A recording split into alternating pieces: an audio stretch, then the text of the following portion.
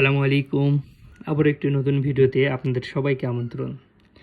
তো আজকে আমরা যারা শেয়ার মার্কেটকে বিনিয়োগ করতে ভয় পান তাদের জন্য আজকে এই ভিডিওটি, যে আপনারা শেয়ার মার্কেটে বিনিয়োগ না করেও কিভাবে আপনার টাকাকে দ্বিগুণ বা বছরে 11 থেকে 12% রিটার্ন আপনি জেনারেট করতে পারবেন, সেটা নিয়ে আজকের এই ভিডিও।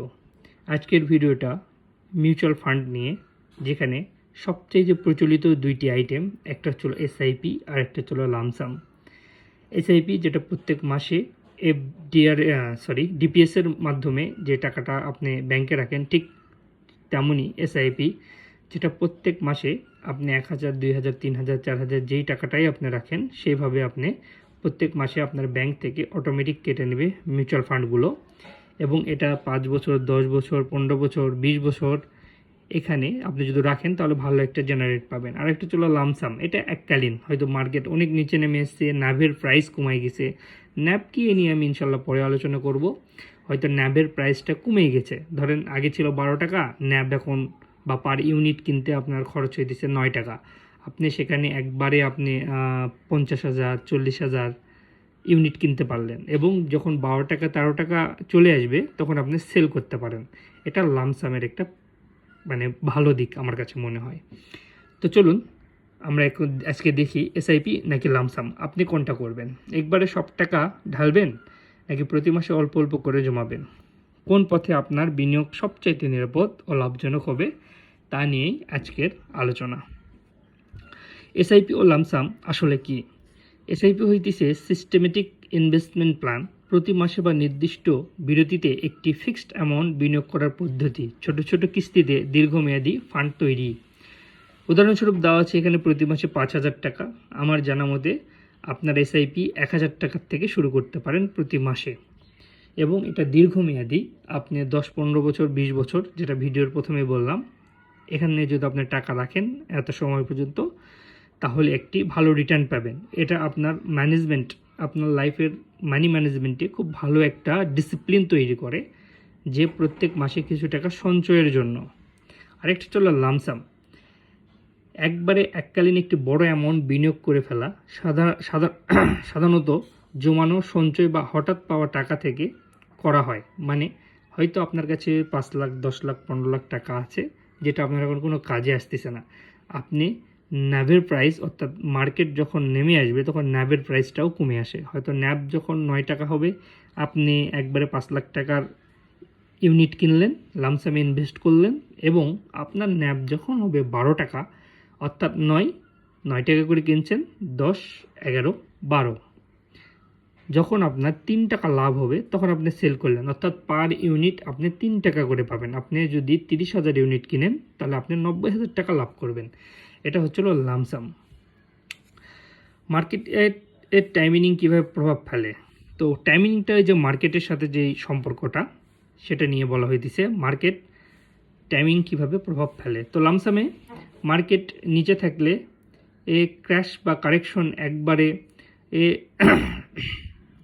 ঢালা সর্বোচ্চ রিটার্ন, কিন্তু মার্কেট চূড়ান্ত থাকলে ক্ষতির ঝুঁকি বেশি। মানে লামসামের যে ইনভেস্টটা, সেটা আপনি কখন করবেন? তখন হয় যখন মার্কেটটা নিচে আসবে, ঠিক তখন আপনি এটাতে বিনিয়োগ করতে পারেন।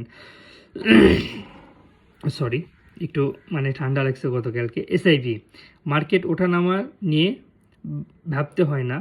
কম দামে বেশি ইউনিট, দাম বাড়লে কম ইউনিট কেনা হয়। একে বলা হয় কস্ট এভারেজ, যেটাকে আমরা স্টকের ম্যানেজমেন্ট বলে থাকি। অর্থাৎ স্টক যখন আমরা ম্যানেজমেন্ট করে কিনি, ধরেন আমি কিনেছি 209 টাকায়, মার্কেট নামায় এসছে 200 টাকায়, তখন আমি বেশি কিনবো।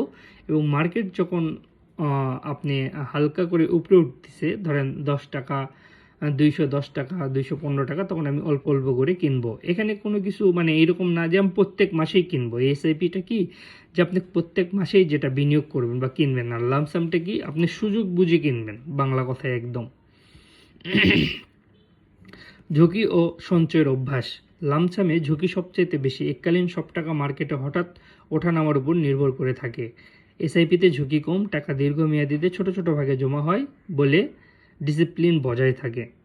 এসআইপি নিয়মিত আয়ের জন্য সেরা। চাকরিজীবী, নিয়মিত মাসিক আয় থাকে সঞ্চয়ের অভ্যাস গড়ে তোলার সেরা মাধ্যম। আর লামসাম হঠাৎ পাওয়া টাকার জন্য, অর্থাৎ যেটা বললাম বোনাস, ট্যাক্স, জমানো টাকা বা অলস টাকা, যে টাকা আপনার কোনো কাজে আসে না, সেটা দিয়ে আপনি করতে পারেন।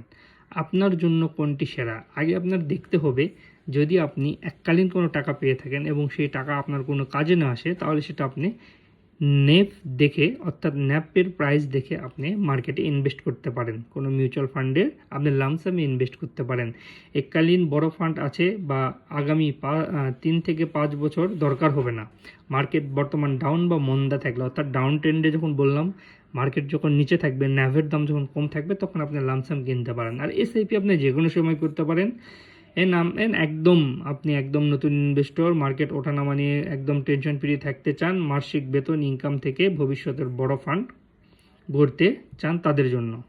তো এসআইপি এখানে একটা গ্র্যাফ দেখানো হয়েছে যে আপনি 5,000 টাকা করে যদি আপনি 12% রিটার্ন পান, তাহলে 10 বছরে আপনার টোটাল আসতেছে এসআইপির মূল্য একক দশক শতক হাজার অযুত লক্ষ 11,61,695 টাকা। একই টাকা আপনি যদি লামসাম করেন, তাহলে একক দশক শতক হাজার অযুত লক্ষ 18,63,509 টাকা। আবারও বলছি, যেই ইনভেস্টরের যত ঝুঁকি, সেখানে লাভ ও ক্ষতির পরিমাণ ততই বেশি।